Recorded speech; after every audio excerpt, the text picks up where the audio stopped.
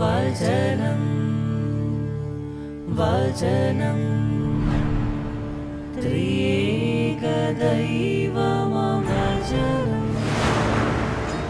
വചനം. ആരാധനക്രമത്തിലെ പുതുവർഷത്തിലേക്ക് പ്രവേശിക്കുന്ന ആഗമന കാലത്തിലെ ഒന്നാം ഞായറാഴ്ചയായ ഇന്ന് പാസ് കമ്മ്യൂണിക്കേഷൻ്റെ ട്രസ്റ്റ് കാന്തോസിലേക്ക് ഈശോയിൽ സ്നേഹമുള്ള നിങ്ങളെ ഏവരെയും സ്വാഗതം ചെയ്യുകയാണ്. ആഗമനം ഗ്രീക്ക് പദത്തിലെ പറുസിയ എന്ന വാക്കിൽ നിന്നുമാണ് ഉത്ഭവിച്ചിരിക്കുന്നത്. പറുസിയ എന്ന വാക്കിൻ്റെ അർത്ഥം ആഗമനം, സന്ദർശനം എന്നൊക്കെയാണ്.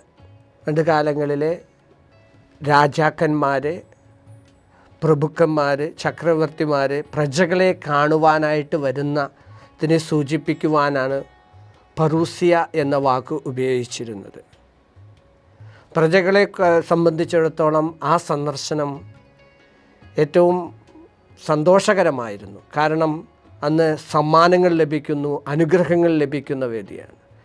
ഈ പറുസിയ എന്ന വാക്കിൽ നിന്നുമാണ് ലത്തീൻ പദത്തിലെ അഡ്വൻറ്റൂസ് എന്ന വാക്ക് വരികയും അതിൽ നിന്നാണ് ആംഗ്ലീയ ഭാഷയിലെ അഡ്വെൻറ്റ്, മലയാളത്തിലെ ആഗമനം എന്ന വാക്കും ഉത്ഭവിക്കുകയും ചെയ്യപ്പെട്ടിരിക്കുന്നത്. ആഗമനകാലത്തിലെ ഒന്നാം ഞായറാഴ്ച ഇന്ന് 3 ആശയങ്ങൾ പങ്കുവയ്ക്കുകയാണ്. ഒന്നാമതായി പ്രഥമ ആഗമനം.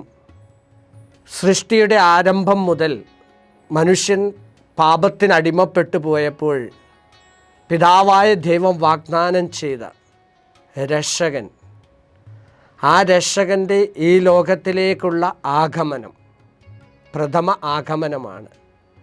മനുഷ്യൻ്റെ സൃഷ്ടി മുതൽ 2030 വർഷങ്ങൾക്ക് മുമ്പ് വരെ കാത്തിരിപ്പിൻ്റെ ആ കാലഘട്ടത്തിലൂടെ കടന്നുപോയി ദൈവത്തിൻ്റെ വാഗ്ദാനത്തിൻ്റെ പൂർത്തീകരണമായി ചരിത്രത്തെ തന്നെ രണ്ടായി കീറി മുറിച്ചുകൊണ്ട് കർത്താവായ യേശു ക്രിസ്തു ഈ ലോകത്തിലേക്ക് ഭൂജാതനായ ആ ആഗമനം, ആ സന്ദർശനം, അതുവഴി നമ്മയും ലോകം മുഴുവനെയും തൻ്റെ രക്ഷണീയമായ ദൗത്യത്തിലൂടെ വീണ്ടെടുത്ത കർത്താവിൻ്റെ പ്രഥമ ആഗമനത്തെക്കുറിച്ചുള്ള ഓർമ്മകളിലേക്ക് ഈ ആഗമനകാലം നമ്മളെ നയിക്കുകയാണ്.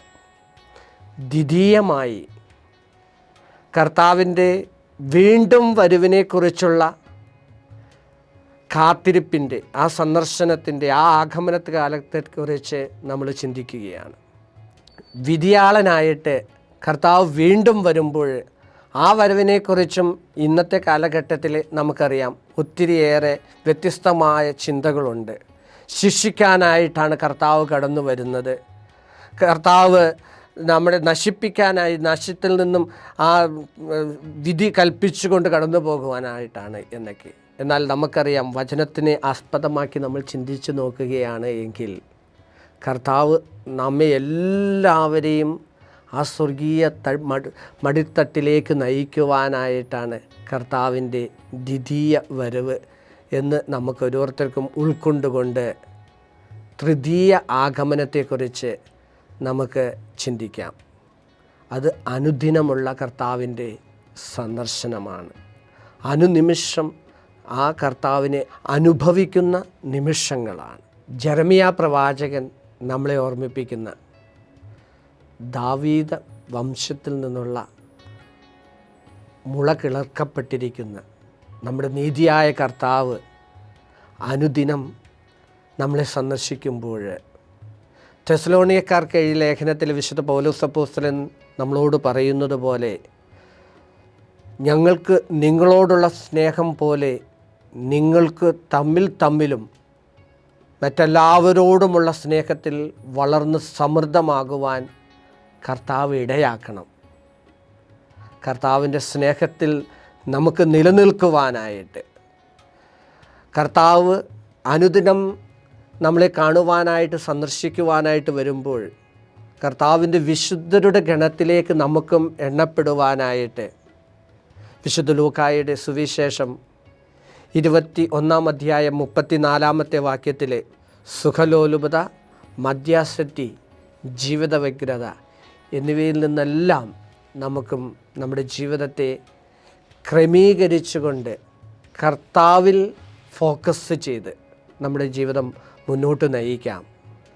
ക്രിസ്മസിനായിട്ട് ഒരുങ്ങുന്ന ഈ 25 ദിവസങ്ങൾ കർത്താവിൻ്റെ പ്രഥമ ആഗമനത്തെയും കുറിച്ച് ധ്യാനിച്ചുകൊണ്ട് ദ്വിതീയ ആഗമനത്തിനായി പ്രത്യാശപൂർവം കാത്തിരിക്കുന്ന ഈ ദിവസങ്ങളിൽ നമ്മളെ അനുദിനം കർത്താവിൻ്റെ ആ സന്ദർശനം, ആഗമനം പരിശുദ്ധ കുർബാനയിലൂടെ, തിരുവചനത്തിലൂടെ, ഓരോ സഹോദരരുടെ സാന്നിധ്യത്തിലൂടെ നമുക്ക് അനുഭവിച്ചറിഞ്ഞുകൊണ്ട് ഈശോയ്ക്ക് ഏറ്റവും പ്രിയപ്പെട്ട മകനായി, മകളായിട്ട് നമുക്ക് ഓരോരുത്തർക്കും ജീവിക്കുവാനായി ഈശോയുടെ സ്നേഹത്തിൽ നിലനിന്നുകൊണ്ട് ഈശോയുടെ സാമ്രാജ്യത്തിൻ്റെ മക്കളായി നമുക്ക് ഓരോരുത്തർക്കും മാറാം. ഈശോ നമ്മളെല്ലാവരെയും അനുഗ്രഹിക്കട്ടെ.